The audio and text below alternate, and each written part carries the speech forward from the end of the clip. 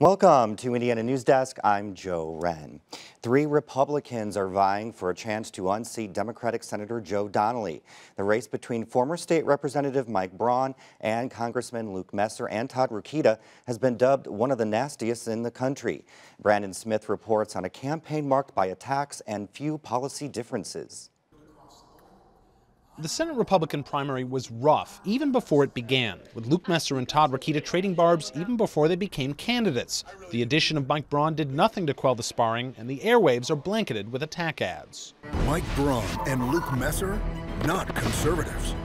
Todd the Fraud, Luke the Lily, the Swamp Brothers. But the candidates also have a lot in common, and each aligned himself with President Trump, including Braun, who says Trump's presidential run inspired his own Senate campaign. Hoosiers liked him when he ran and like him now, if not better, because he represents something different. For Messer's part, he says he backs the president's policies because he thinks most Hoosiers support them. And frankly, they appreciate the most important personal attribute of this president, that he's a fighter, that he's willing to challenge the status quo. And Rokita, he says Hoosiers like Trump's unpredictability. He is turning political correctness on its head. And, I think that's, for a lot of folks, including me, that's refreshing. And that support for President Trump extends even to decisions that could be unpopular with key constituencies, including farmers. The president made a decision in March to impose tariffs on Chinese imports, which prompted retaliatory Chinese tariffs. That has Hoosier farmers worried it could hurt their industry. But Braun brushes aside those concerns. That's if, and it's hypothetical, and I trust President Trump and his group of advisors to make the right calls. Messer says he understands farmers' concerns, but he too has faith in the president's decision. And so the details of how we roll this out over time will be important. But I trust the president to implement it in a way that's good for Hoosier farmers.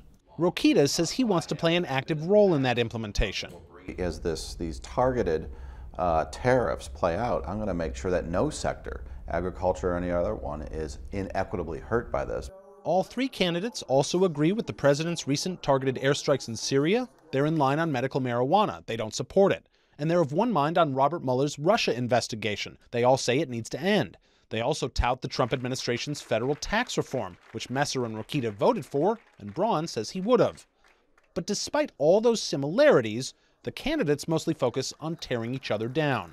With regard to my 2 opponents, I'm not waiting till October or November or whenever it is for Joe Donnelly to stick a fork in him. While Rokita calls his fellow candidates flawed, Messer is more specific.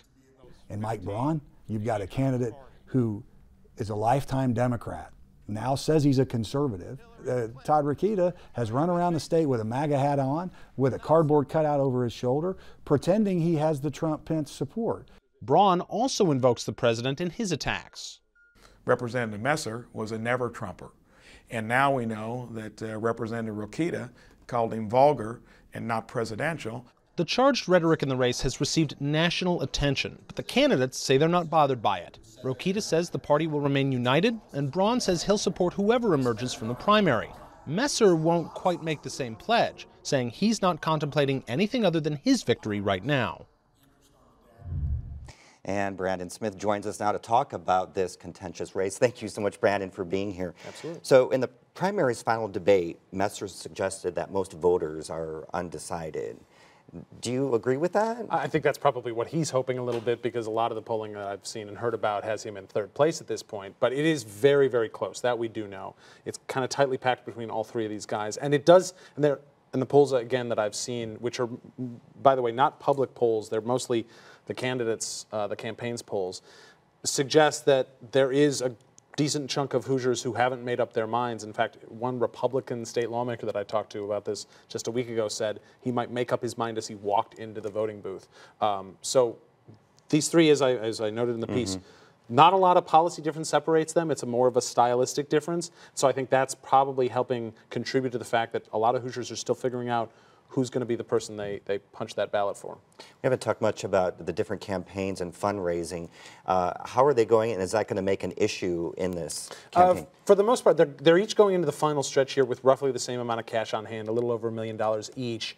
The number in fundraising that pops out to you in this is Mike Braun has raised a lot more or at least he has taken in a lot more into his campaign than the other two. In fact, as much as the other two combined. But that's because almost all of his money is from himself. He is largely self-funded in this primary. Now, it probably won't matter because in the general election, this is going to be one of the most expensive races in the country. Money won't be a problem for any candidate in this race.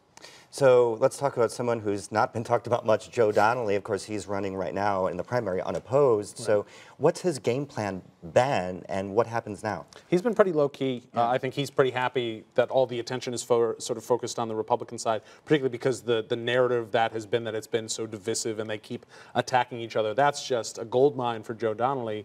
So basically free opposition research going into the fall for whoever emerges from the Republican side. But he just got on TV with his first statewide TV ad. It's really like an introductory, like, here's Joe Donnelly. He's fighting for Hoosiers. He's driving his RV around. I don't know that you'll see him specifically get into the attack ads. It'll probably be through outside groups on his behalf more than that.